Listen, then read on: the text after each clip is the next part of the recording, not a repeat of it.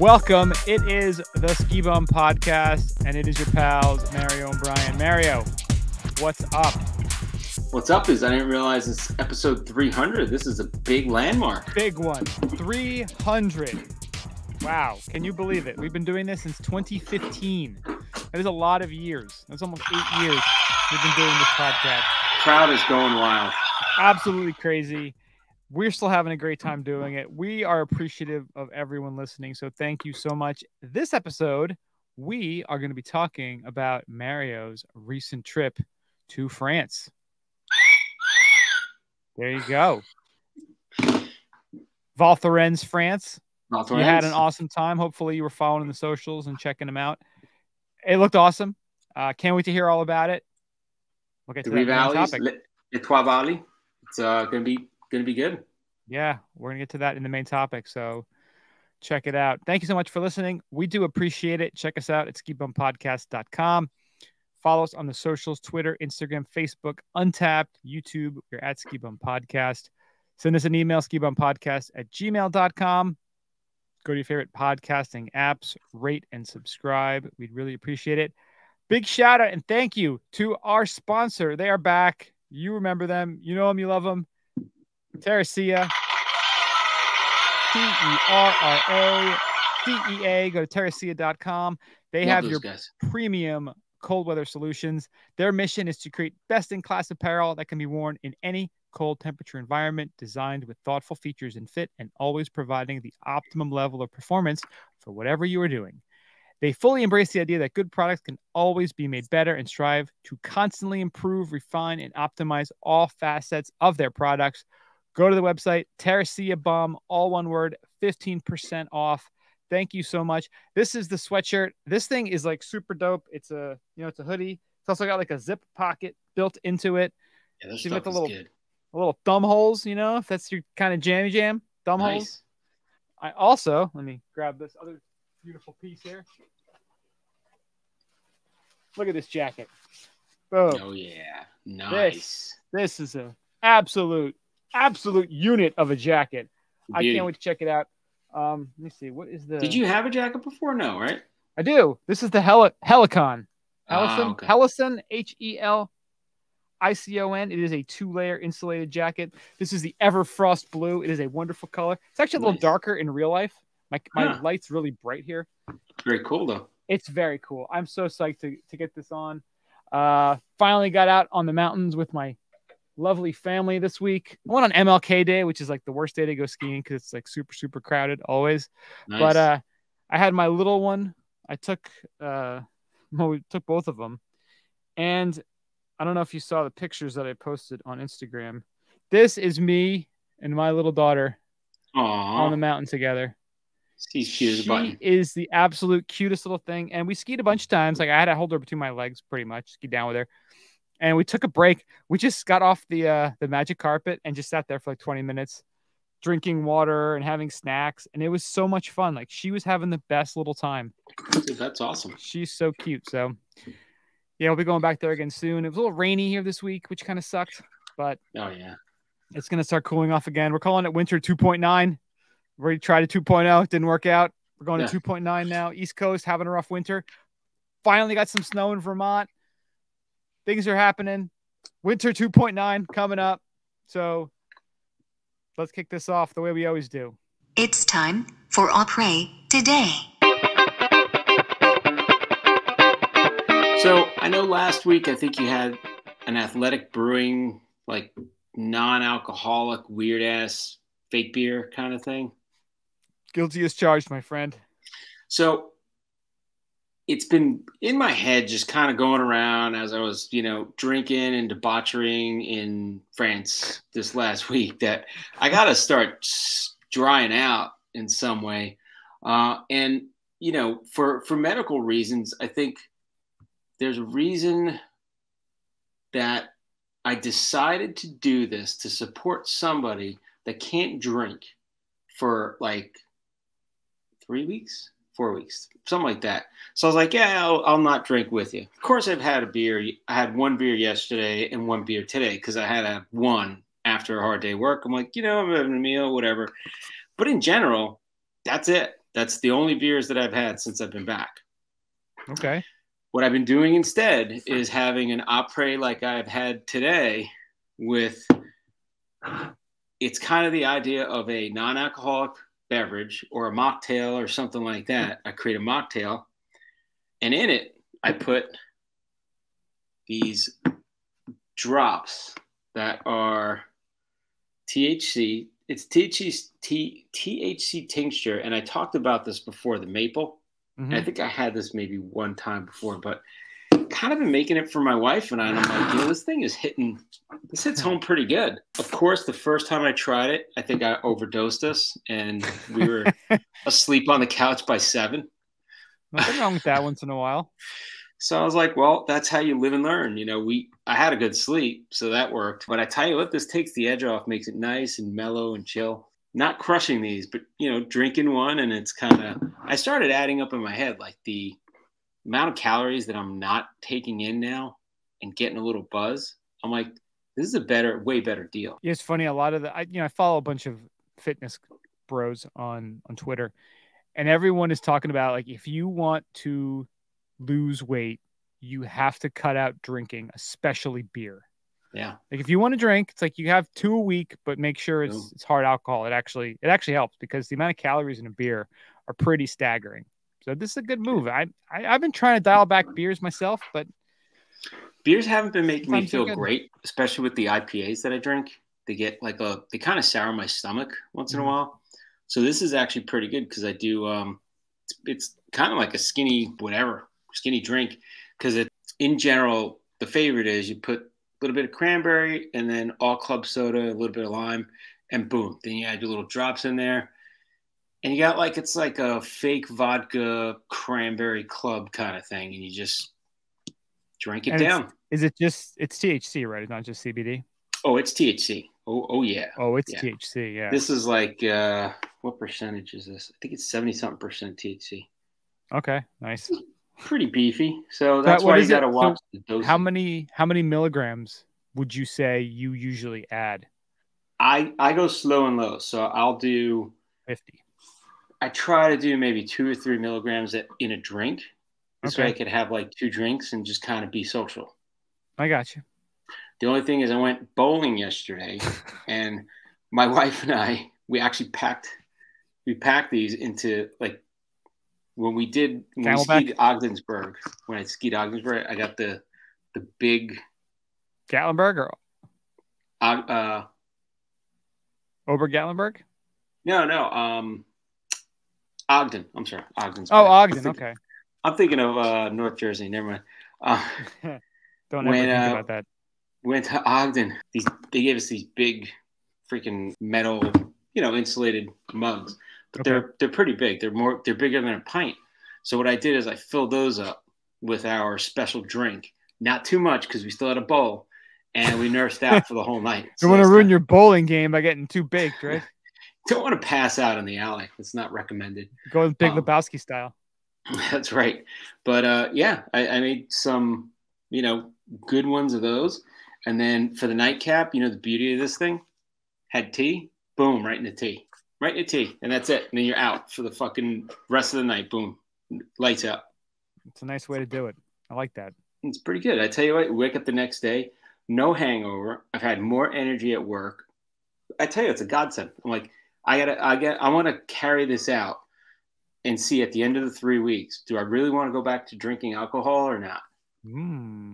I think I'll probably still dabble, but this might change my mind of having another option when I go out or I do something social, just kind of, because it's a social thing. You want to drink something. Yeah.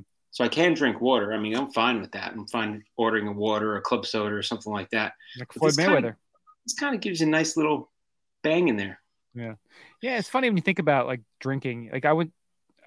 Just going to my après today, I went to the liquor store and I got some, I always feel stupid when I check out of the liquor store. I'm like, I just bought poison. Because you go in there, this is just a giant store of poison. If you really think about it, Bad decisions, bad futures.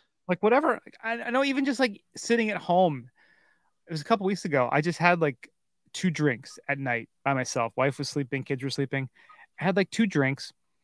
And the next morning I woke up, well, before I went to bed, I had like a bunch of food and stayed up watching like some dumb stuff, went to bed late, got up, and like the kids woke us up, obviously, and like I felt crappy. And I'm like, why did I do this to myself? Like, this was so dumb. There was 0 point to doing this. Yeah. So, and I completely hear you there. But I was at the liquor store and I bought 2 bottles of vermouth, which is a weird thing for anyone to buy. Why the hell would you buy 2 bottles of vermouth? I wanted a fancy vermouth for making Manhattans. Okay. So I got that fancy. I don't even know what it's called. Did you get the maraschino vermouth? No. It's funny. Like our boy Nick, he's the one who sent it to me when I was hanging out with him out in Denver a couple months ago. All right. He's like, this is the one you got to get. Him and his wife, they had it. They're like, this is the one to get. And I'm looking for the picture of it. And that's for Manhattan. Yes. It's Antica Formula Vermouth, the Giuseppe Carano. Like, it's like a fancy. Oh, the Giuseppe Carano. Is that what it is? Talking about? I don't know. Sounds good. All right, good. So that was the bottle. Like, they had it at the Total Wine, so I had to go there to get it. So I got it. And my wife's like, "Oh, get me a Martini Rossi because I use it for cooking. She uses the dry vermouth for cooking." So I'm like, "All right, cool." So I had 2 bottles of vermouth, like a proper psychopath. People are looking at you like, "What the fuck are you What's this guy gonna do? Drinking Shirley Temples all night? What are you doing?" Oh, and also interesting little tidbit here. While I love just wandering around this place because it was like I had no kids, I had nobody like bother me. Like I just take my time and enjoy my little, poison store. Walk around the store. Walk around. Enjoy it all. Take it all in. Browsing and shopping. That's good. Like a proper gentleman, right? Yeah. So I'm looking around and I go to like in your Terracea gear. In my Terracea gear. And I looked at the case. They always have like the case, which has like all the really fancy liquors that are like super, super expensive. Yeah, like when we went to the ghetto wine store and they had like the Smirnoff behind the glass. Bro. So throwback to anyone who knows any Brian Mario ski house history. Back in our Mount Snow ski house a billion years ago, the owner gave us some amazing scotch. It was 30-year Macallan because he got a bottle from his client and wasn't a big liquor guy and let us have some. Bro, look at the price tag on the 30-year Macallan now. $5,000 for a bottle of it. $5,000 for a bottle of liquor. We drank this. We have consumed that liquor. It wasn't much he gave us, but we had it. Damn. $5,000. I think it was maybe like 2,000 back then. What do we have to do to get them to sponsor us? Macallan. Macallan. Anyway, so I'm wandering through the liquor store. I have my 2 bottles of vermouth like a proper psychopath. And I was just looking at the local beers because I like buying local, keeping it local, supporting the people that are near and dear. And I found a beer and I'm like, all right, this checks a lot of boxes right here.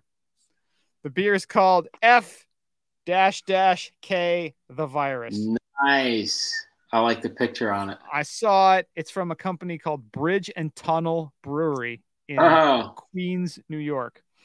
Dude, is it made with fresh water from the Hudson? Because East River brewed, yes. So I saw this beer and I was like, I have to get it instantly. And it's a coconut New England style IPA. I have no idea what that has to do with a virus. Just coconut, not coconut chocolate or anything like that? Coconut New England style IPA. And you haven't tried it yet? Oh, I have.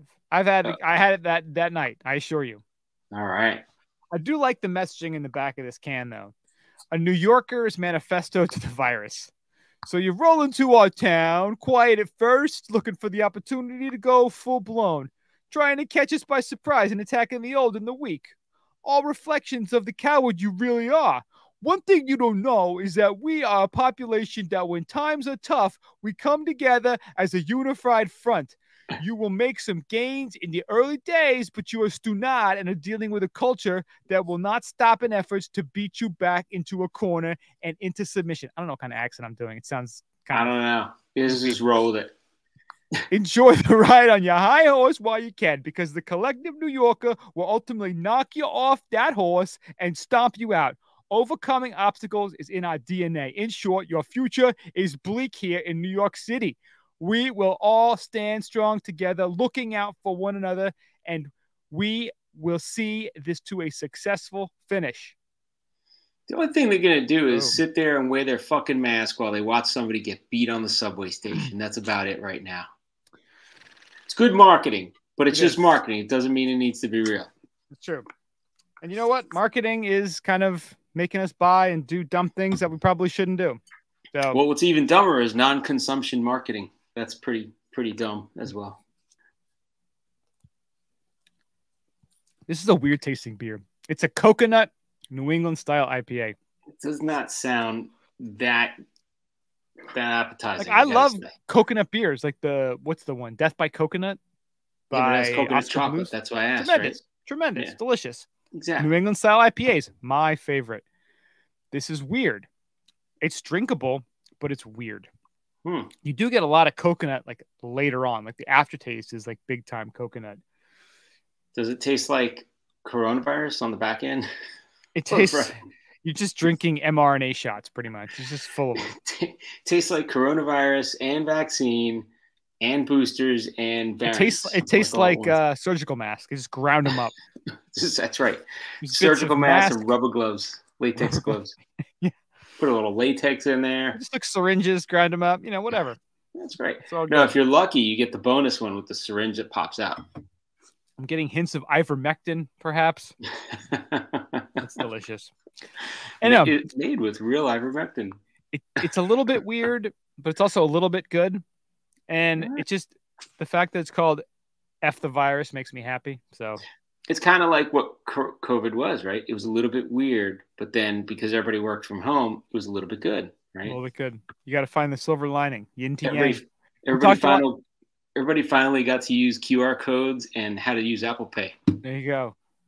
There was a lot of usage had to skyrocket on all that stuff. Yeah. Yin and yang, man. That was a lot of that last episode. And I think we're going to bring in some of that this episode as well.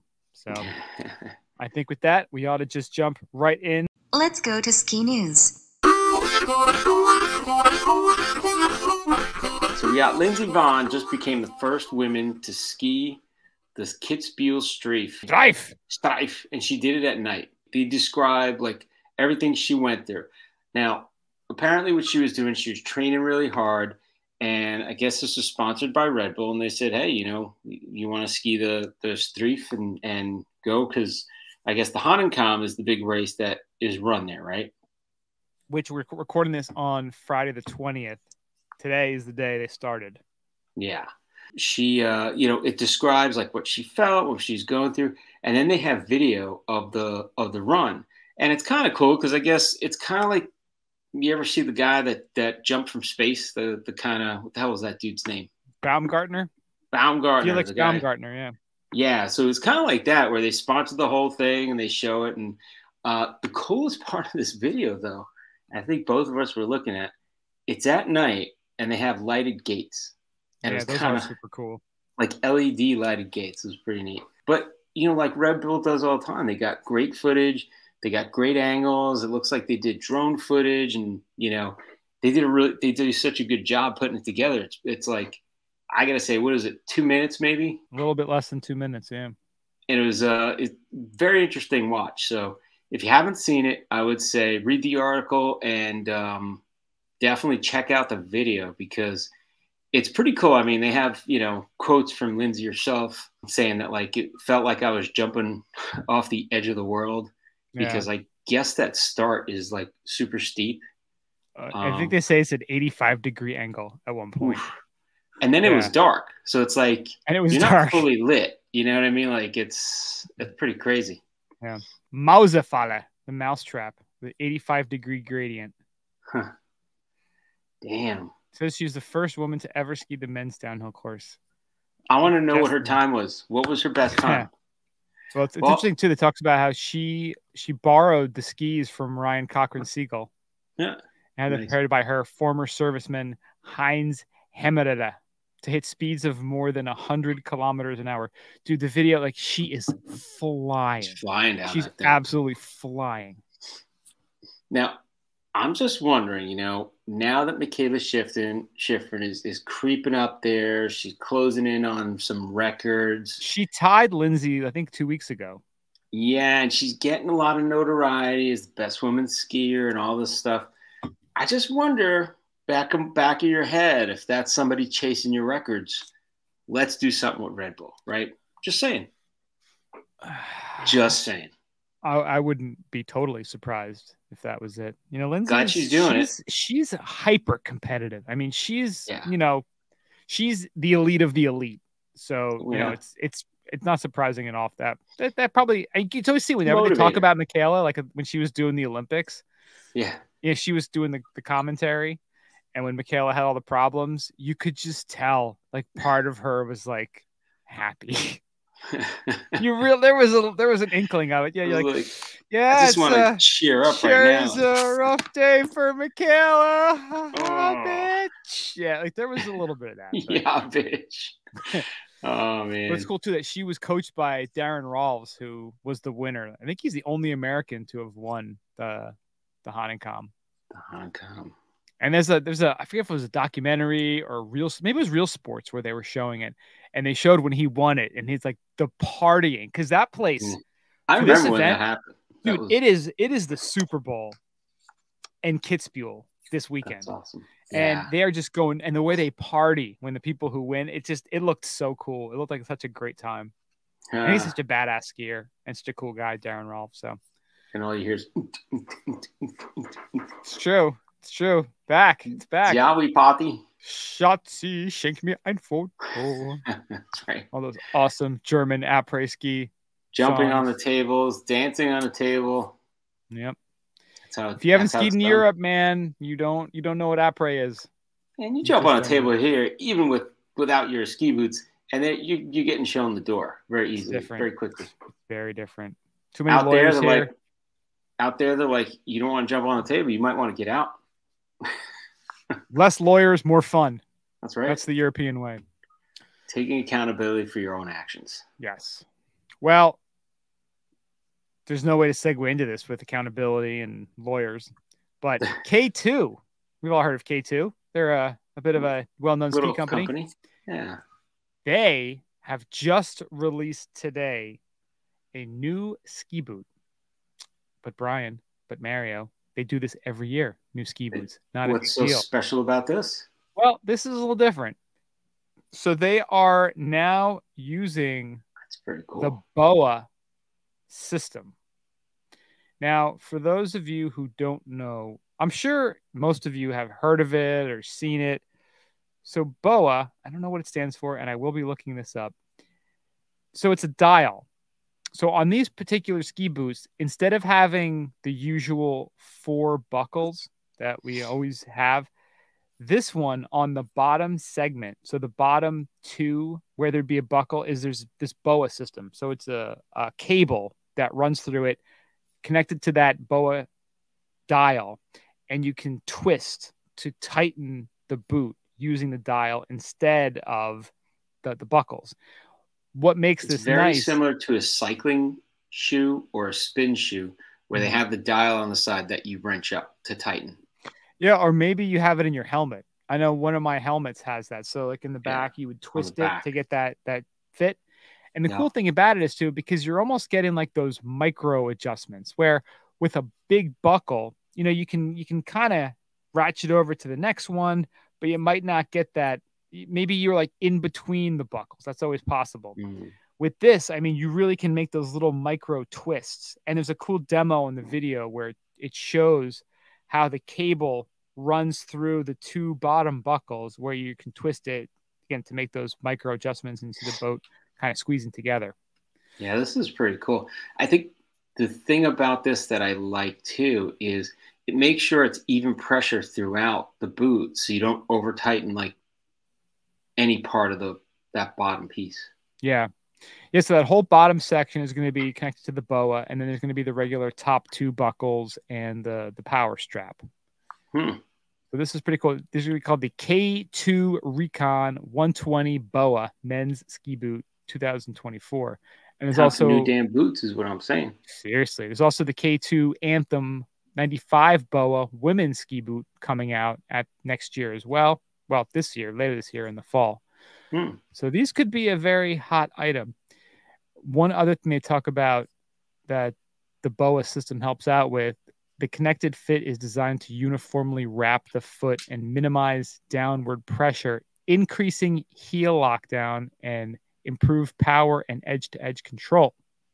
Damn. Which is nice. What I like about this is either everybody's going to try to copy this with some other technology that's not patented by this. I'm sure they patent the shit out of it. Mm-hmm.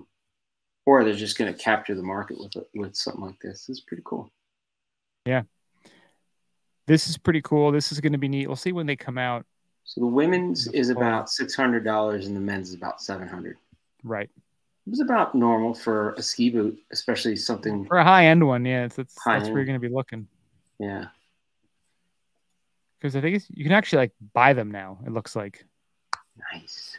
But I guess you're not going to get them until you got to get them, and you got to take them to a nice boot fitter, get them fit on. You should not be buying the boots, according to our pals the Pugliese at Ski Talk. You should not even buy boots until you've gone to a boot fitter and had them analyze your foot, because you don't pick the boot. The boot this might be the wrong boot for you. We're going to have them on soon because I have a lot of questions, and I think all of our listeners probably have the same weird ski questions about getting the right boots, because that's all we're caring about, trying to find that perfect fit. How do we know it's right? Do we know it's right? Should we even think? Should we just show up and let the boot pick us? Kind of like Harry Potter with the wand, right? Bingo. The wand finds you. That's right. Your ski boots are like your wand. All right, next up, we got something fun. We got these ski resorts have the most snow this season with 300 plus inches. So there's a list, and we like our list, and they have all these beautiful photos of tunnels dug through so cars can go past. It's pretty awesome. Yeah, this week, California just got absolutely slaughtered with snow and rain. I mean, some of the flooding was insane down by the coast.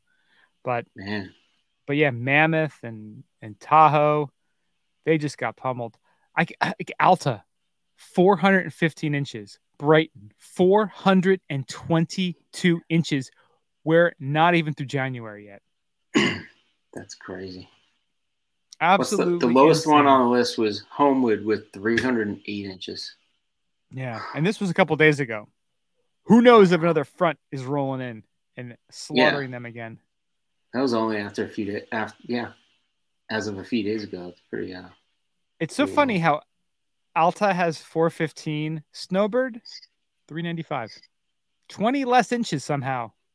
They got to beat them out somehow. And I'm sure if we were to see any of the East Coast resorts here on the list, it'd be like 30. Yeah. Did you guys forget a zero or a number at the end? No, it's 30. It's been a rough year. Let's rattle off the top 5. Brighton, Alta, Snowbird, Dodge Ridge, Mammoth. Dodge. I don't even know where Dodge Ridge is. I don't know, but it's on the list now. Then the middle zone had Sierra Tahoe, Solitude, Kirkwood, Palisade Tahoe, which I don't know where that is, Boreal, Sugar Bowl. I cannot recognize it. And then the bottom ones, Deer Valley, China Peak, Mount Rose, North Star, and Homewood. Mount Rose. Dodge Ridge. Okay. California. Look at that. Dodge Ridge. It looks pretty awesome from the pictures. They got some tubing. They got a nice family lodge there. Tubing. They got some jobs available too. If you want to go to Dodge Ridge. Boom. It looks kind of like the resort that was from that terrible Lindsay Lohan Christmas ski movie that I watched. We talked about it a few episodes ago. You could be the king of Dodge. Like they have the king of Corvettes. That could be you. You could have the thing though, like jeans, cowboy hat, ride around. Probably drive a Dodge Ram. There you go. Dodge Ridge. Place looks awesome. We'll learn more about Dodge Ridge later on. Got this was a bummer story when it happened about a year or so, about 2 years ago now. But they finally went to court. So snowboarder found guilty for hit and run crash that killed famous ski instructor at Eldora Mountain Resort in Colorado. The snowboarder who was involved in a hit and run collision that killed famed instructor Ron LeMaster at Eldora Mountain Resort, Colorado last year was found guilty on Tuesday. Nicholas Keith Martinez. Why do they always give like people who are bad or serial killers or guilty? Like they always use the middle name too. You know, John Wayne Gacy. It's like James when you're in trouble as a kid, right? They use your middle name. Nicholas Keith Martinez, 29 of Wellington, was found guilty of leaving the scene of a skiing or snowboarding crash, a petty offense in connection with the death of Ron LeMaster. Martinez was ordered to pay a $500 fine and costs and 40 hours of community service. Our hearts go out to the family of Mr. LeMaster, who was tragically killed in the ski collision at the Eldora Mountain Resort on November 30th, 2021. Mr. Martinez was convicted of leaving the scene of that collision without giving his identifying information to authorities, which is required by law. Due to quick actions of Eldora Ski Patrol, Mr. Martinez was later located, identified, and prosecuted. The offense is a petty offense under the law, but the sentence reflects the aggravated circumstances around Mr. Martinez's actions in leaving the scene of the crash. Wow. So he pleaded not guilty during his arraignment in October of 2022. So Ron LeMaster, he has written famous ski books like The Ultimate Ski, The Skier's Edge. He suffered blunt force injuries similar to that of a car crash victim. Damn. Internal organ damage. His teeth cut a hole in his tongue. He had a broken spine, ribs, left collarbone, sternum, and the bones in his face were also broken. Man. He was wearing a helmet, but never regained consciousness after the collision and passed away at the base of Eldora. Sounds like you got thrown off a cliff. Dude, seriously. So Martinez of Wellington, Colorado, initially stopped at the scene. He suffered a bloody nose and a possible concussion. After trying to prevent LeMaster's friend from taking his picture, Martinez rode away. He was found by ski patrol in the parking lot. It was illegal in Colorado to flee the scene of an accident that results in an injury without leaving your name and current address to an employee of the ski area or ski patrol. So he was charged with a petty offense that accused him of leaving the scene of the collision. The Class 2 petty charge carries a maximum penalty of a $1,000 fine. According to the Deputy District Attorney, Allison Brand, because no one saw Martinez snowboarding out of control, he didn't admit to being out of control, and investigators couldn't determine if he was under the influence of alcohol or drugs. Prosecutors cannot prove beyond a reasonable doubt that Martinez was guilty of manslaughter. Whew. Yeah, like that's sounds like everybody's lawyered up on this one. Yeah. Right. I mean, those injuries are horrible. Like how I can't imagine how he hit him. Well, I'm wondering how fast was he going? Yeah, I mean, how do you even like I don't even understand how that could possibly the circumstances of that. Was LeMaster just standing there? Maybe not looking, and this guy was not paying attention. Like, I guess you could do it where if you're going fast enough and you hit somebody staying still, either you're going to suffer or they're just going to get wiped out. And I'm thinking, yeah, the comments on the article are pretty rough. And again, too, that makes a good point. It's like, how is this different than a car crash where you'd be charged with manslaughter? Yeah, somebody's injured. Why would it be different? He got off really, really light. He's lucky the law. Yeah, he's lucky the law doesn't treat it like a car crash. I mean, it's a terrible story, obviously. It's kind of a weird conclusion, but, in a way, I'm sure people are happy to put this behind them and move on. Right, crazy. Ugh, yeah. All electric snow bike could be hitting European ski slopes this year. As the ski season gets underway in Europe, an all-new electric snow bike might be joining skiers and snowboarders in the mountains this year. The French-made Moon Bike, which retails for 10,000 euros, according to the company's website, can reach speeds up to 42 kilometers an hour. What's that in real speed? It's like 30. It's 1.6, or it's 0.6 kilometers to miles per hour, because 100 kilometers is 62 miles an hour. So 0.6. It is 26 miles an hour. 26. We can call it 30. Battery life of 3 hours and weighs 87 kilograms. That's 2.2 pounds per kilogram. So let's call it 200 pounds, a little bit more. Tourism experts from Austrian ski resorts have recently tested it on the Kärntertal Glacier. The silent snowmobile will be available in 4 Tyrolean ski resorts in the Austrian Alps. That's pretty. The device, pretty awesome. Well, this is the thing. The device will not be let loose on normal ski slope, but will be allowed on special closed snow bike areas or guided trails. Because when they said it was silent, I'm like, what? Because even when you see, at places that have those snow bikes, dude, if those things are dangerous. Yeah. Like if someone is flying towards you in those, down. How do you stop in those? Like those snow bikes? Seriously, how do you stop? Yeah, it's craziness. These look cool though. Yeah, they seem cool. And if they have special courses for them or special trails, then that's great. But yeah, I'm glad they're keeping them away from everyone else. I still can't believe they use those snow bikes here in the States. I mean, they don't have motors or anything. I don't know how they use them. I can't believe they have e-bikes. Let's put it that way. Yeah.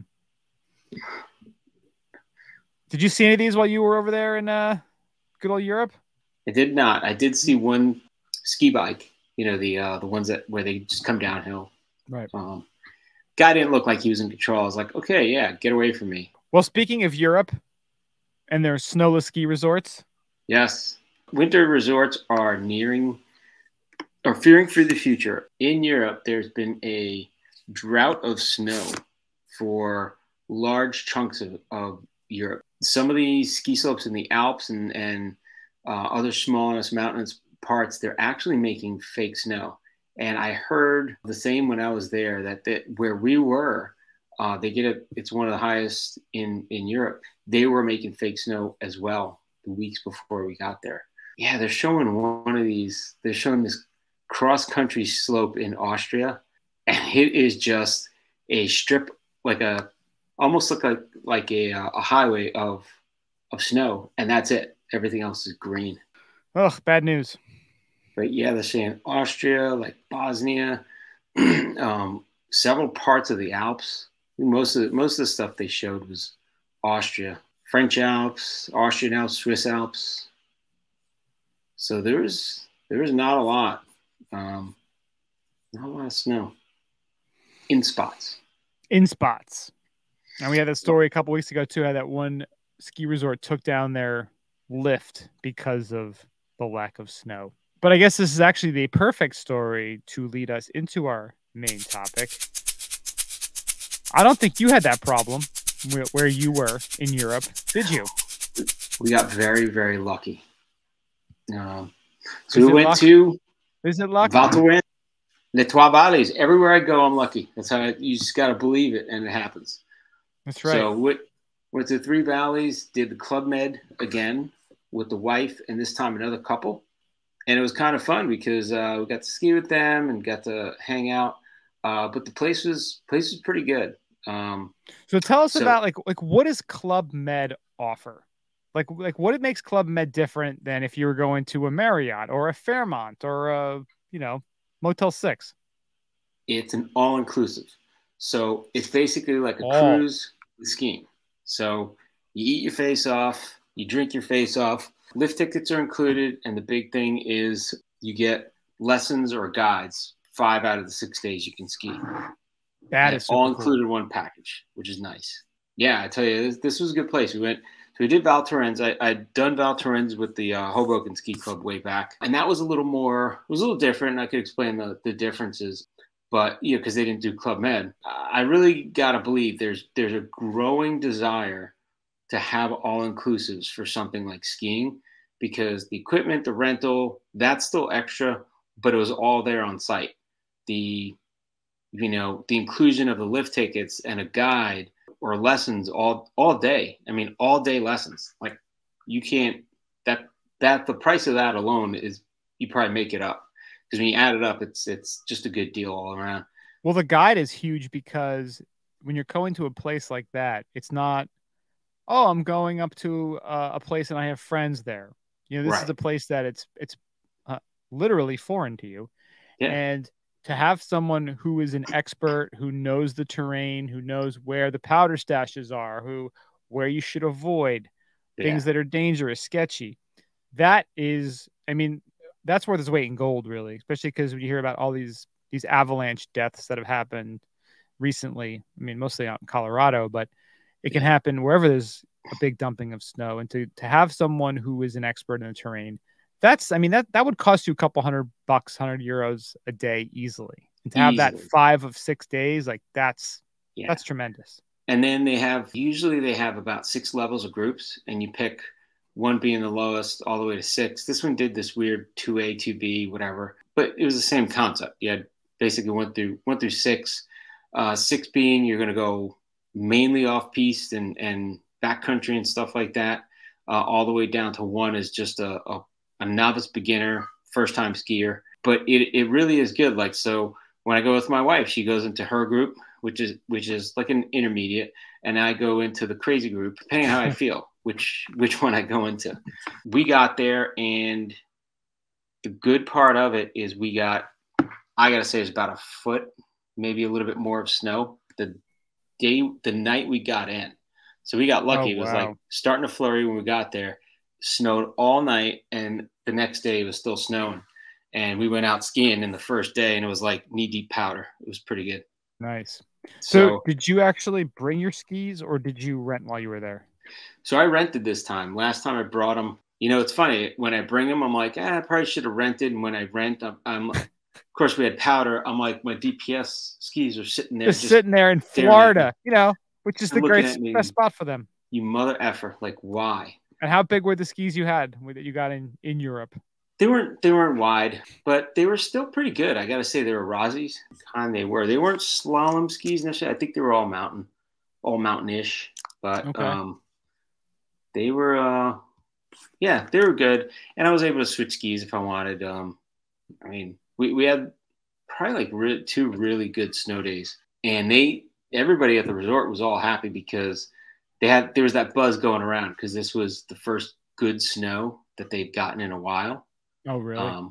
Because it was like a snowless ski resort. It was droutish, so they were actually blowing snow, and then we got this 1.5 foot or so of snow, and then we started getting more the entire week. And they were blowing for avalanche every day in the mornings, for a while. But I got to say, one of the benefits of having a guide all day or a lesson all day is, especially in Europe, if you get an instructor that's certified by one of these organizations, it is no joke. I mean, the same thing happened in Italy. Now it's in France. They follow, I think it's an affiliated organization, but it's not the same.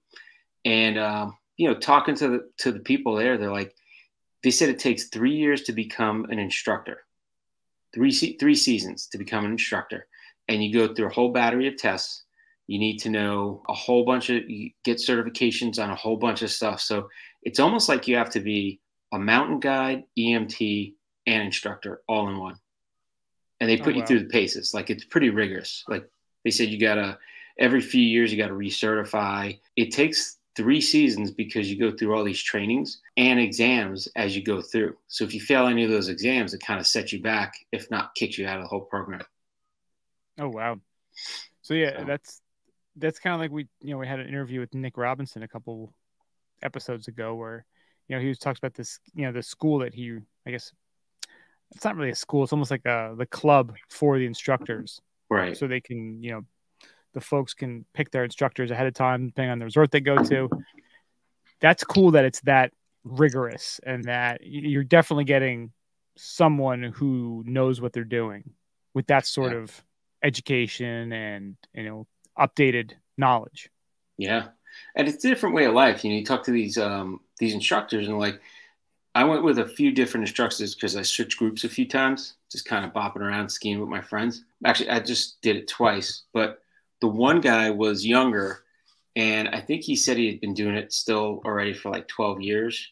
And he did the skiing he did in the winter, and in the summer he did water skiing. I was like, that's pretty cool, on a lake that was nearby. And there was another dude that was that I was skiing with. He had done it for 42 years, and up until 3 years ago, he was doing something in the summer, and he just decided after 3 years, like, yeah, I'm done. I'm not doing it anymore. So him and his wife just hang out on the off season, but it's 5.5. Their season's 5.5 months long. Okay. So when do they start? In like early November? They start mid-November, I think he said, through end of April. Nice. So it was like 5.5 months roughly, maybe a little more. But I mean, that's a decent sized season, for working. And these dudes are working at least 6 days a week. They're doing the guiding. The ones that we had were paid to do, I guess, the guide with us throughout the whole day. And during lunch, some of them would go out and do the privates, which is pretty cool. Yeah.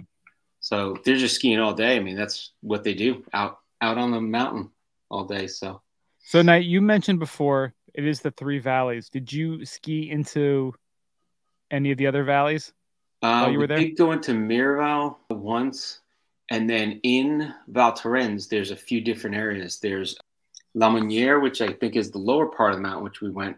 And then there's another place called Orel, which is Orel, Orel, or that's how you say it, Orel, which is like a nice little bowl in one of the sides. A bowl or a valley. It's like the sun goes east to west, so it's a little bit different than the rest of the mountain. So you get sun on it all day. So depending on the day, sometimes that'll be clear, and it's kind of a nice little, almost like a little Shangri-La. Very cool. Oh, nice. But yeah, I mean, me having skied it before on my own and learning some of the areas, like I kind of knew where I was going, from memory, just kind of remembered a lot of stuff we were going through. But it's just so nice having somebody bring you around. You're not looking at a map. They're timing everything out. Like, yeah, we're going to go break at this, we're going to break for lunch at this time, and they get you there at the same, at that time. Yeah. So it's kind of like, they plan the number of runs. They don't, depending on the group, they don't really slow down that much. They just kind of keep going through, and you cover a lot of skiing in one day.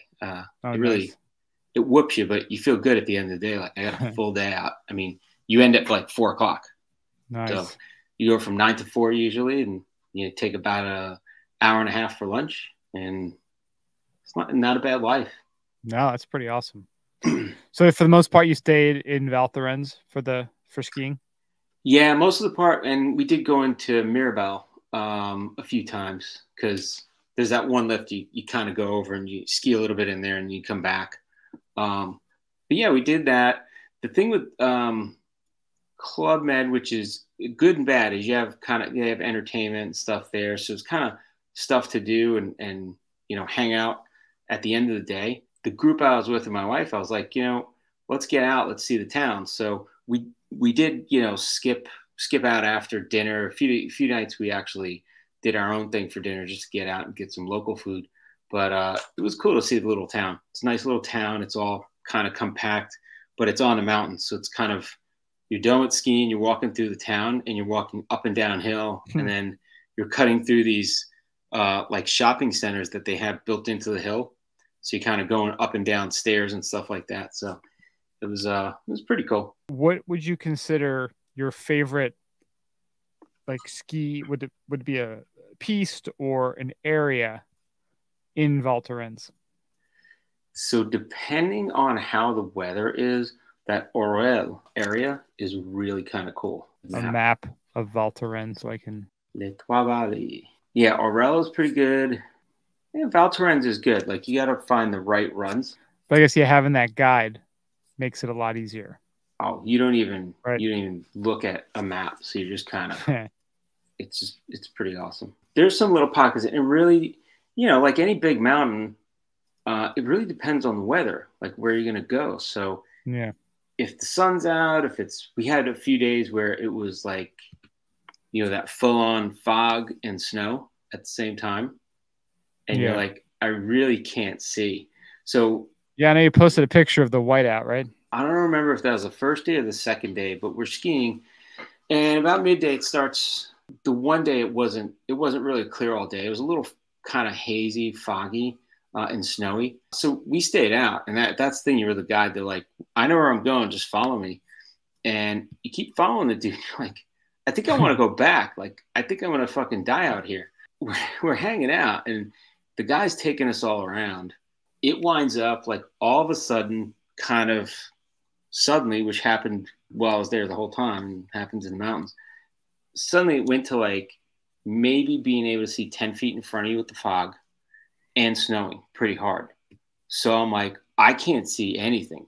Oof. So the guide's like, come on, just follow me and stay close together so you can tell the terrain, the landscape, and you know where to go. And it's like, all right, so let's follow each other. So now you're with people and you're hoping they follow close enough that you don't start lagging back if you're behind them, because you're not really trying to pass anyone because you don't know where you're going. So you're following each other, and we're following the guide. So we're following this dude, and it took us, we were all the way, I think we were in Orel, which is off the back of the mountain. If you look at the mountain map, yeah, it's on the top right. Oh, it's like the little insert. Yeah. Yeah. It kind of falls off that other side of the mountain. Mm-hmm. And that's where the sun goes east to west. So it's almost like a little, I wouldn't say it's a bowl because of the shape. It's like just an area, and they have, a few little ridges in there. But they have some cool runs. And I like it because it's kind of like a hidden gem. It's hard to get to. And then once you're there, you kind of hang out in there. But I think we had gone to Orel and we're coming back. And you could see where that is in relation to where the village is at the bottom. And it's like, so we had to ski all that, not being able to see. Uh-huh. And it was just, it was fine because I was with an advanced group, but I was kind of afraid. I was like, I hope my wife's okay. I hope my friends are okay. I know they're not as avid skiers. So I'm kind of like, they must be miserable. And everybody felt the same way. I was like, I think we're going to be lost out here. Oh man. So it was interesting. And I tell you, when we got back that day, I was like, I am wiped out right now. So now I'm looking at the trail map, and for those who aren't familiar, the trail color system in Europe is different. So they have greens and blues and blacks, but they also have reds. Yeah. I forget. What is red? Is that like more? It's like between blue and black, right? It's between blue. It's like a double blue. Some of them we've seen double blue. Yeah. It's like I guess a double blue between a blue and a black. Okay. And I don't know why they separate it that way, because there's a ton of them. So I guess they're just making the distinction for that level of skier, like, Yeah. Yeah. Is there any resort or any place in the U.S. that you can compare this to, the skiing?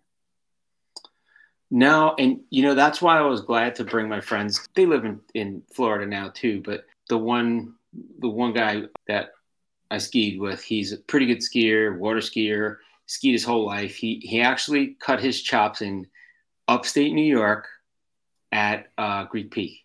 Greek Peak. All right. Nice. So that's where he learned to ski. And we were talking about, so he knows ice. He knows East Coast skiing. He knows regular, just going out there just to get a day or a night of skiing in. So it was kind of cool, like hanging out with him. And I'd never skied with him. So it was kind of cool to see. Didn't know what to expect, right? Exactly. But where was I going with this? I don't know.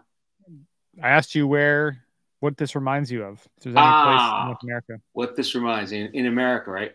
Yeah. So it's kind of, I asked him the same thing. Once we got up to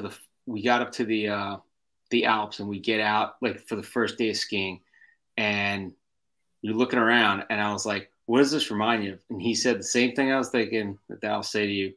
It's like nothing that you've seen in the US, because it's just all around you. It's vast. You know what I mean? Yeah. And even if you think you start the day, you're like, it's not too bad. It's just this little area here. And then you keep skiing and skiing and skiing. And you're like, holy crap, I think we crossed over another mountain, right? Like, where the hell are we? So I got to say, I'm trying to think, what is this big? I guess maybe Whistler in North America. I mean, does it remind me of it? Not really, because there's no trees. So that's the other thing. Val Thorens is at about 7,600 feet at the base. Oh, wow. So I had trouble sleeping. I got problems with the with the altitude. And usually, I think I did Telluride, and I was at 8,000 feet in Mountain Village, which is up on the mountain. This is the base of the mountain. In the village was 7,500, 7,600 feet. Oh, wow. So that was pretty rough. It's all meters. So you're like, nah, it's only 3,000 meters. It's a big deal.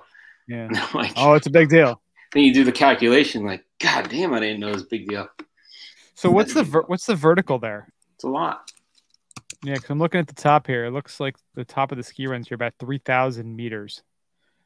What's that in English? It's like 9.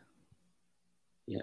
Oh, Liftopia is Over saying 9. Peak elevation 10,597 feet, similar to Colorado, and then the vertical drop is for about 4,600 feet. Whoa! All right. So that's not too shabby.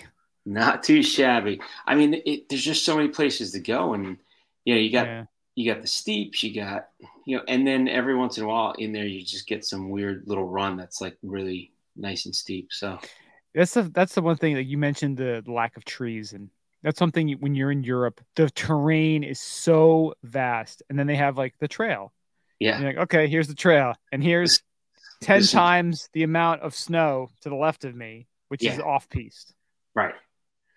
It's just weird. And they have these like just gate sticks that are just separating, that are lining the run. And that's it. So you're like, so what's the difference in me going on this side of the stick or the other side?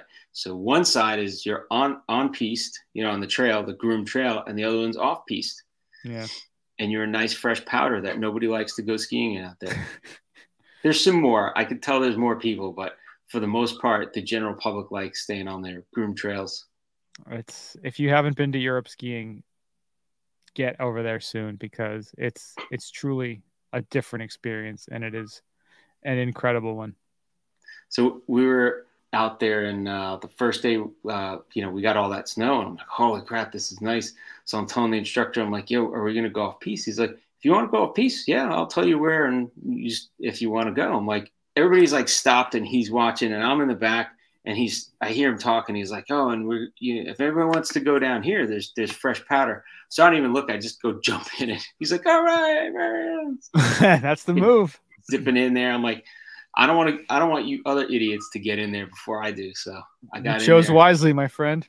I got in there good, messed up the powder. I was like, this is awesome. Oh, nice. It was a lot of fun. I got to say that was the best day of skiing. And then near the end of the trip, there was another day it snowed. It had to be another 6 or 8 inches. So on top of, powder on top of powder, it added up. Yeah. And anything that was skied out was fresh again. So, beautiful. Those are just 2 good days. So what was your weather breakout then, in terms of like nice days, bluebird days, crap days? I would say I had 3 half bluebird days. Halves. Half bluebird. Yeah. So it'd be like clear. One day it was clear in the morning, and then it fogged up again and snowed in the afternoon. And another 2 days, it cleared up around lunchtime for most of the time. It was just very spotty. It was a lot of flat light and a lot of snow and a lot of fog. A lot of fog, yeah. And that's the thing, like you don't have trees, so you don't have something to reference. So you're out there and it's all rock and it's all snow at this point, and you get a whiteout with snow and you're just like, I don't know where I'm going. That's when it ggets really scary. Yeah. Yeah. So you got to pay attention to those little sticks and keep them on your left if you're in the middle, depending where you are. So yeah, it was very cool. But there's other things we did too. So we skied. They had a rock climbing wall in the hotel, which was fun. I think I posted a video of that. They had a zip line. So last time I was here, I did the one zip line and I shared the video. This time, no video, because it was a different zip line that you actually had to hold. So the other zip line went further. I think it was like 2 miles. It was like far, and it went peak to peak. 2 miles. Yeah. I don't know. I'm exaggerating, I guess. I don't know. 2 kilometers. I gotta look it up now. And just for those who are counting, on the website with the interactive ski map, it says the ski area is open from November 26th to May 8th. Damn, that's a long season. Nice. All right, so there's 2 zip lines there. One is called the Tyrolean. No, the Tyrolean. And the other one is called Tyrolean. That's what it is, Tyrolean. It goes over 1,300 meters. How far is that? 1,300 meters. Okay. Yeah. So that's like, it's about a mile. Yeah, so that one goes A bit under. 1,421. Yeah. So that, and it goes from peak to peak. So you're over this valley and you're just flying across. And that that's one, cool. I went really, really fast on that. So the video is like me going on that and just flying down. But because everything is so wide and the scale is so different, it looks like you're not going that fast until you start landing. You're like, oh, yeah. Coming in hot. They have these balls that are going past, and they're probably separated by whatever distance, 100 meters or 1,000, whatever it is. And you start going and you see those balls coming at you faster and faster. And they're like on a safety line above that. And you're just like, wow, at some point, you're just like, the balls are going zoom, zoom, zoom, zoom. You're like, I'm flying right now. And you feel it. Yeah. So that was the Tyrolean. So if you look at the picture of that, you're almost sitting in a cradle. So it's not, and you kind of you can hold up here. You can just kind of let go because you're in like a chair. Your skis are behind you. You're strapped to you behind you, because when you get off, you got to ski back down the mountain. So you do it like in your ski boots? Yeah. Oh yeah. You just show up. You have to ski there. Then you do it. And then you ski back down. So that I did the previous time that I was there. What we did on the last day that we were there, which it was closed every day except the last day because of the weather. So my wife and I got to do it. And that is side-by-side zip lines. So I was on one, my wife was on the other, and you can race, but you're kind of going together. So it's kind of cool. And that is more of a harness. Like a backpack harness. They put your skis on, and then you're hooked into the harness, but it's not a full like seat chair. So you're holding on to the zip line handles and going down. And this one's called the Flying Bee or Le Bee. This one goes pretty far because it looks like it's short, but you switch ropes twice. Oh, okay. So you go down. It's funny. They give you this. They give you a video, and you're looking. You're kind of like, it was kind of a weird way to buy the tickets, but I realized it was efficient. Like you had to scan your ski pass and then buy your ticket, and it loaded the ticket onto your pass, right? So theoretically, we could have gone up to the kiosk, bought it, and come back later in the day and said, hey, we want to do it now. And it was on the pass, right? Mm-hmm. So we get there, we do this crazy thing to get in. And the guy's like, okay, give me your stuff. Of course, broken English, and we're trying to understand him, and basically takes our ski down this conveyor belt. So you put your skis on there, and, took my backpack, and he's like, okay, you got to watch a video. So puts on this video. It's like 20, 30 seconds. We're barely paying attention because we're all excited and we're looking at everything. So after you do that, you go and you practice. They have like a whole little setup there of when you switch over. And I kind of paid enough attention to that and kind of figured it out. And you're like, yada, yada, yada. Let's just go. Yeah, exactly. And so, because I'm thinking you just get on this thing, you go down once and you're done. All right. Or get off and all right. Thanks for that. Miss Scusi, and get the hell out. Right. I don't know if my wife is paying attention or not either. So I'm kind of like, all right. And they help us get all ready. And okay, when you want to go, you just go. So like you push off and boom, you're zipping down. So we zip down to the first one, and I'm like, oh shit, there's another one. Like we got to switch lines. So you got to do the safety line, then you got to unhook, then you got to go over to the other line. And so we're hooking it up. My wife had hers on backwards. So I was like, wait, we're not ready. You got to turn it around. So we turned it around. Then like I'm checking things and I'm like, I didn't really pay attention to that video. So this is the scariest part of the whole thing. And then I'm like, well, if I fucked up, I'm going to find out now. To my death. So that was the scariest part. It was the second jump off because you're doing it yourself and you're like, whoa. And then you switch one last time and you get down. That takes you. So what you do is you ski down to a lift, you take the lift up, and then you do the zip line all the way down. You're back at the lower village, which was kind of cool. So what do you do with your skis? They're strapped to your back too. Oh, okay, nice. Yeah, so it was cool. It was fun. It was cool, only $25, €25. So that's nothing. That's not bad. Yeah, that's cool. It's something else to like mix up the adventure. Yeah, and then of course, like we didn't check out. They have the ice track where you can race go-karts or cars. Mm-hmm. So it's in a whole ice racing track. They have a whole thing there. Very cool. But we weren't close to that. Like we didn't. You had to ski over to it, or I think you could have taken a left. But yeah, we just kind of hung out. So skiing was good. A lot of vertical. Yeah.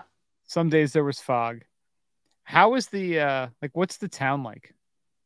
So the town is they have like one bar called the Frog. They say it's the highest bar in the Alps. So we went there, of course, like a British pub. Then they had so they had a lot of pubs. They had some fine dining restaurants like throughout. Some of them were in hotels. Some of them were like on their own. And the town almost was like, like the road for the town is almost like a bunch of switchbacks. Okay. So when you're walking, they actually have you like in the middle of, the long streets, you have like a cut through, and you go through the cut through, and it's basically all these shops and stores in like a mall that's built into the, the stairs and stuff that go from that lower street to the upper street. So it's kind of cool. You cut through like two of these and you get across the whole town. So you can cut through. But they have, some cool bars that have good après. There's, like I said, all different types of dining. We had this place called, what was the name of it? We had a few places. One of them was nice. I gotta say, really good food at both. One had like Italian food. The other one had like French and fusion food. But yeah, really good stuff. Do you have any foie gras? Did not have any foie gras. No foie gras, huh? No foie gras. No frog legs. No frog legs. Did you go to the American party? Did not go to the American. Did not go to the American party. So we went to the Folly Deuce like twice. First time we stayed for a while. The second time we went just to kind of eat something in the day, pick up some souvenirs, and get the hell out of there. That was our last day too. Our last day we did a lot of just kind of catching up on stuff. Now, what was the first year you went to Val Thorens? It was a while ago. It was pre-COVID, right? Yeah, way before. I think it was almost a year or two after Ischgl. Okay. Because we did Zermatt. Then I did Cortina. Broke my shoulder, remember? Yeah. Then we did Ischgl. 2015. And then I think right after that, maybe 2018, 2019. Probably 2018. I think that's when I did Val Thorens. Okay. How would you say the vibe is now versus back then? Like pre-COVID, and I'm calling it post-COVID. So all over France when we traveled. So we flew into Paris, spent the day in Paris, then took the bullet train. I watched Bullet Train on the bullet train. Took that. You are watching snakes on a plane. That's right. Just like you're on a plane, watching snakes on a plane. Got to a little town called Moutiers, which is just past Lyon, and got picked up by the shuttle. Did the whole week.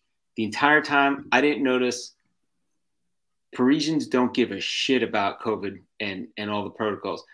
I rarely saw a mask. I think I've seen more masks down here with the snowbirds that have come down than I saw in France while I was there. From New York, yeah. Yeah, it's just they were like whatever. They're over it. I mean, they hug, they talk. Do they French kiss? They're just yeah, right. But there was none of this like overzealous, Purell or anything like that. The other interesting thing is the week that we went, which is the first week of January, right after, apparently in Brazil, they have their big holiday, and I guess they market a lot of them ski. So Club Med was filled with Brazilians, okay, which was, I gotta say, not bad. Hey man, those are two cultures that have helped to liberate humanity sexually. Yeah. The French kiss, the Brazilian wax. I mean, come on, that's synergy right there. Exactly. But yeah, so it was interesting. It was like a huge Brazilian population in there, like a lot of families and stuff. It was pretty interesting. But making yeah, families. I tell you, definitely doing the ski club trip versus the Club Med, of course, they're two different vibes as it is. Folly Deuce and all, I think the vibe is still kicking, if not maybe a little better. Like, because people are going there to party. They're not going there to just talk about locking up. They're at a ski mountain that's been there for, I don't know how long Val Thorens has been there, but probably hundreds or thousands of years. Yeah. And nobody's going to give a shit. They want to ski, you know? Yeah. So that was kind of interesting. That's kind of nice. Yeah. I think Ishgale might be back on the docket for next year. Got to go to the super spreader. As long as no one's going to sue the whole city, country. I want to see if like Dawkins playing there or something for the. They always have like a metal band play, right? They had a lot of 80s bands. Yeah. Yeah, it was like Bon Jovi there a bunch of times. Wasn't that the big thing? Yeah. Relax if you can. Relax if you can. That was a fun trip. That was a great trip. Game changer. I gotta say, Val Thorens is a little bit, so Ishgale's off the charts with the party vibe. But I would say the town is very similar to Val Thorens. Oh, really? Okay. Val Thorens is just a little more spread out because of the way it's, the switchbacks go. Everything's kind of centered in one little downtown area. Okay. We did bowling there. We actually bowled one night. Look at you. You're like you're really into bowling these days, aren't you? Dude, we walked around and we're like, let's do whatever. So the couple we were with bowls with us, and the girl's very competitive. So she's like, yeah, let's go bowling. We're going to bowl.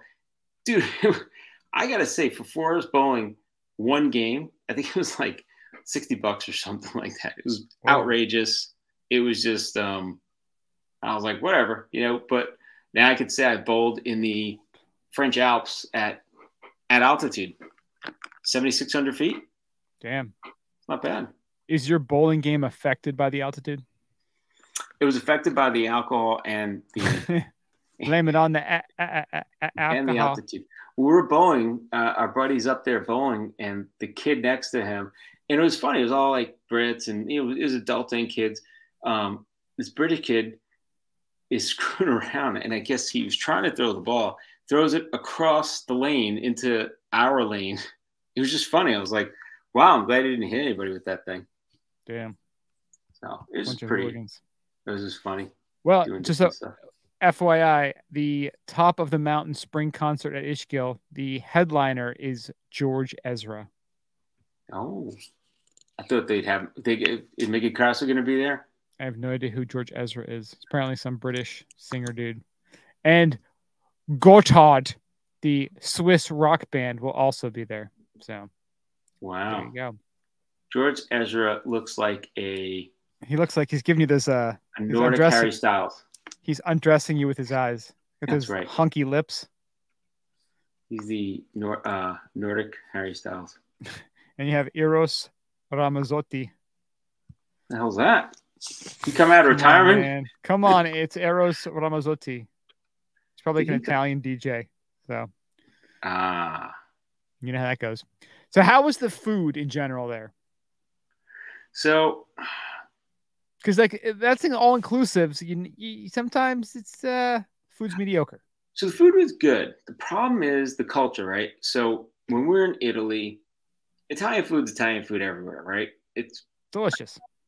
Can't lose. Enough Italian food to know what I like and don't like, and I like most of it, right? It's just an easier to eat food. When you get into French cuisine, anytime I've been at a Club Med, it's not like they'll throw a few organs around. Yeah, it's not like they focus on just that cultural food. They mix it up a bit, and then they have like some theme nights where they try to do something like that. Now they did have raclette. Almost every meal I had raclette. So a week of eating melted cheese just to destroy your body. For those uninitiated, what is raclette? So they take a wheel of cheese, cut it in half, and basically bake the top and scoop off that, as it's baking and heating, scoop off the melted, starting to bake and brown cheese and scrape that off onto anything you want to eat it on. So imagine you're waxing your skis, but instead of using wax, fromage.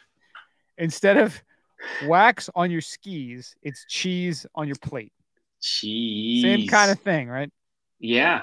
And, it gets to the point where you're loading up on all the stuff to dip the cheese in. And then they give you a plate of melted cheese. And you're like, oh, great, thanks. And you walk back and you eat that. And you're like, well, it's kind of like I put the salad in the cheese. So that counts as a salad with a lot of cheese, right? Yep. So, I'm going to go shit my brains out now. Exactly. Yeah. So the cheese was good, but it was just different. They had good cheese every day. I mean, we had a lot of decent wine. I got to say, they always had salads. They had a lot of good stuff, but then the main course was like, they always had hamburger and like their version of hot dogs, which were like just sausages. Yeah. But they had stuff that like, British people like and stuff that, because they know the groups that are going there. So they kind of know what to do. The most frustrating thing is you want to order an egg. They were doing omelets, so I got omelet once in a while. But then again, the cheese, not the same, right? No American cheese. Just to get a fried egg. I like my fried eggs, yolk broken, just hard, right? I'm a hard guy. That's just how I do it. Oh, we know. Oh, yeah. I get mine. To get them to flip over that egg, you think they were going to come over there and slap the shit out of me. It's like they were going to pull the egg out of the chicken's asshole with their mouth. It's like, are you fucking kidding me? You want me to flip this goddamn egg? If it was French Brooklyn, that's what you would have gotten. Like, you want a fresh Brooklyn one? I'll give you a fucking flipped over egg. So after they flip over the egg, they don't break it, And it was funny. You had like different people. Like you had the snooty French guy that pretended he didn't understand you when you asked him to flip an egg. Oh, dickhead. That was mad. The dickhead. Did he have a giant chef hat? He did. Of course he did. And then the lady from like Guyana who's there cooking the shit out of everything. Like it was just because they get people from all over the world that are working there, and it's just you get hit or miss. So it was good. I would go to the girl every day and be like, "Can you make me?" She's like, "I know what you need." With a heavy accent. I say it like I know what you need, baby. But yeah, it was interesting. The food was good. I gotta say, the food was really good, and they had a specialty restaurant. You just had to make a reservation, no extra cost. It was really cool. Wait, before you go, just different food. You mentioned the different clientele. What would you say was like the breakdown of the clientele that was there? So the week we were there, I would say 80% Brazilian. Whoa. And mixed everybody else. We met some Czech people. There's some Australian people, like everybody from around the world. I mean, you talk about worldwide super spreader. That's the place right there. Yeah. A good amount of Americans. Oddly enough, there was a ski club from Tampa there. Really? Not the Tampa Bay Ski Club. The other older one that they were crotchety. I won't even go into it. But the Tom Brady Ski Club? That's right. Old crotchety Tom. Old crotchety Tom. Damn that FTX. Yeah, so it was a good breakdown. It's just the week that we're there. It depends what area has holiday. I mean, I think when I went in the past, there were a lot of British people because it was a different week. When I went same week to Italy last year or 3 years ago when we last went, and it wasn't Brazil. It was pretty mixed. It was just, so it depends on the region, and I think it really depends where they market, what regions they market and when they have holidays. So, okay. Yeah, talking to, the Brazilians, I was talking to some of them, and they're like, yeah, this is our summer. Like you forget. They're like, true, yeah.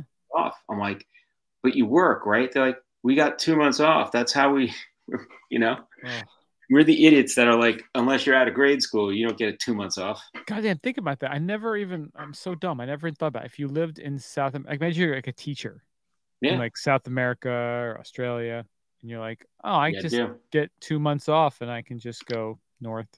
Let's go ski in the Northern Hemisphere. Live your life. Goddamn.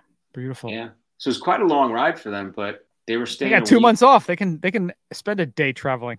Right. Well, a lot of them, and this wasn't just them. We met another Australian couple, and the last time we were talking to an Australian couple, and they both said the same thing. They take off when they come over to Europe. They'll do at least 2 weeks because they want to make the most of the flight and stuff. Yeah. So they were saying, and a lot of people, even the Brazilians, they were doing like they would go to Lyon, spend a day or two there, and then come and ski. So they kind of or they did Paris like we did, and then went and ski. But they did like 3 days. I feel like I'd want to go to Lyon after and just like gorge myself. Yeah, because apparently that's like the big.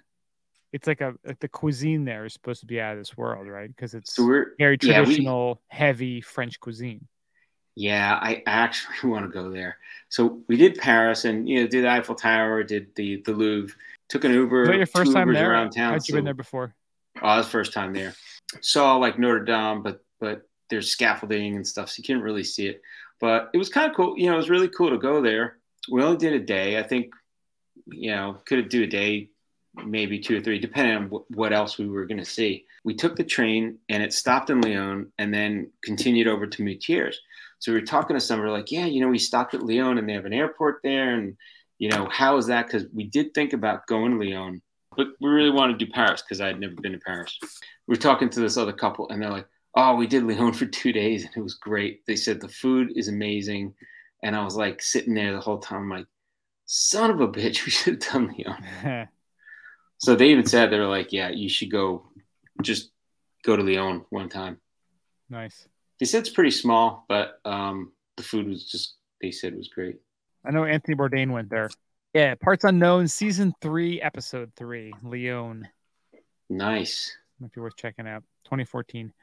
Yeah, I think that might have to be on the list because I think it was like 4 hours on the train. Are you closer to Chamonix from Lyon? I think you are, aren't you? Well, yeah, probably because Chamonix is north of where I was, I believe. Yeah, it's almost like an L from Paris to Lyon to Geneva. And I think we flew back out of Geneva. You did? Okay. Yeah. I think you're really you'd fly into Geneva to go to Chamonix. I think. Yeah. We flew into Paris because we were going to take the train over. Yeah. But the closest airport is Geneva. If you're going to... Okay. Yeah. If you're going the most efficient way, yeah. Right. That'd be the way to go. Yeah, usually you either fly into Zurich or you fly into Geneva when you go to Europe. I mean, from here. Yeah. And then you could always take a jumper somewhere. Chamonix to Lyon is like 2.5 hours by car. Well, that's not bad. So, yeah, not terrible. Wow. Or there's a train that's about 4 hours. No, they got to go bus to bus. Actually, it's bus, not train. Oh, bus. 3 buses. Oof.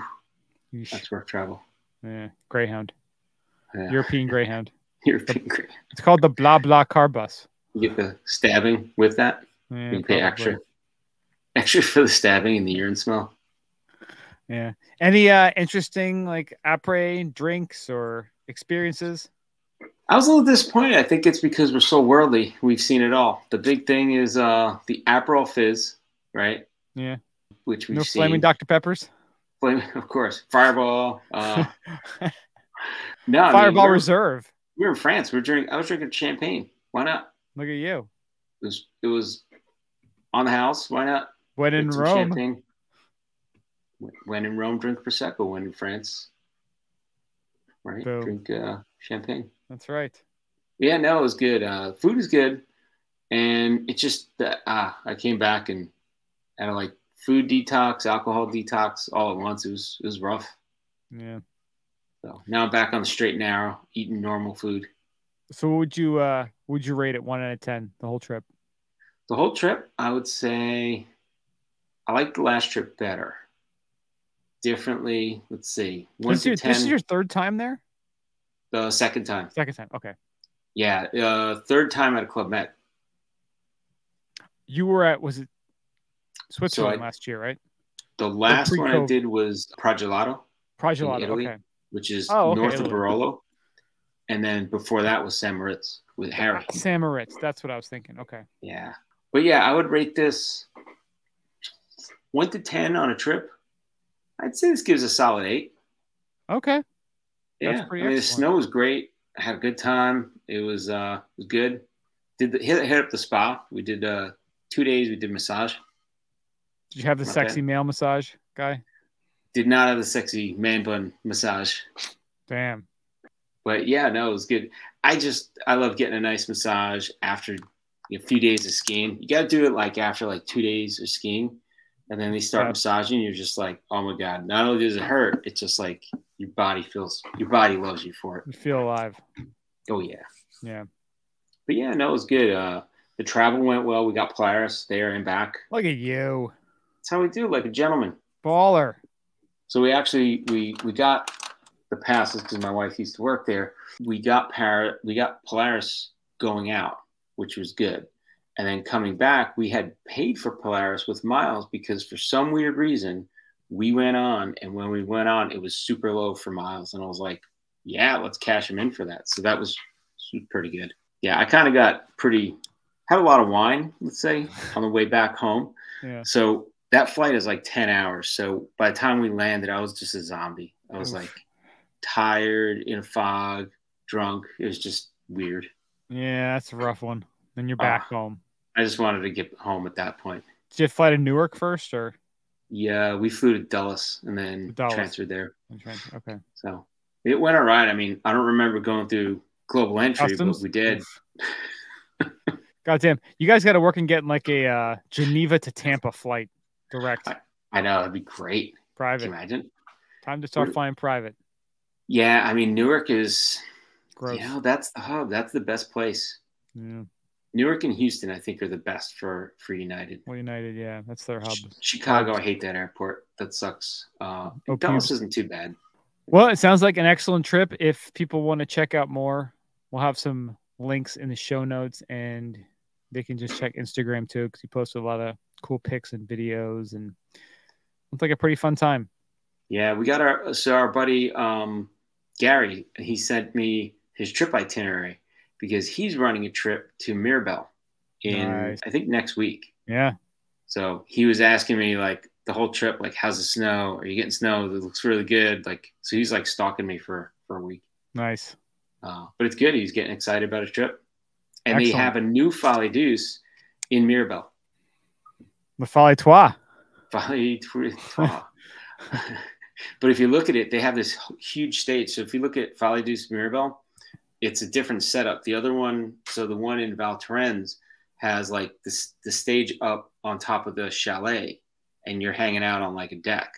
The one in Mirabel, they showed pictures of it, and it's this long stage. It's like an L-shaped stage and like a more open, wide open area. It's almost more like a concert stage. So it looked pretty cool. I was like, wow. It has higher reviews, the Mirabel one. Yeah, it's also newer, so I'm sure they made it with some baller stuff. Looks pretty awesome. Yeah. Well, it sounds like an awesome trip. Again, we'll have the links in the show notes. Mario, thank you for your update. Glad you had a good time. Glad you're back safe. Yeah. Nobody got injured, which is good. Nobody got injured. Not majorly injured, let's put it that way. No trips to the hospital were required. Exactly. That's a beautiful thing. It was all good. Awesome, man. So I did a good time. That about wraps up the old podcast for the week. So thank you so much for listening. We do appreciate it. Check us out, skibumpodcast.com. Go to the socials. Check out more information. Twitter, Instagram, Facebook, Untapped, YouTube at Skibump Podcast. Send us an email, skibumpodcast@gmail.com. Go to your favorite podcasting apps, rate and subscribe. Thank you so much for listening, and we'll talk to you guys next week. Stay high, stay fluting. See ya.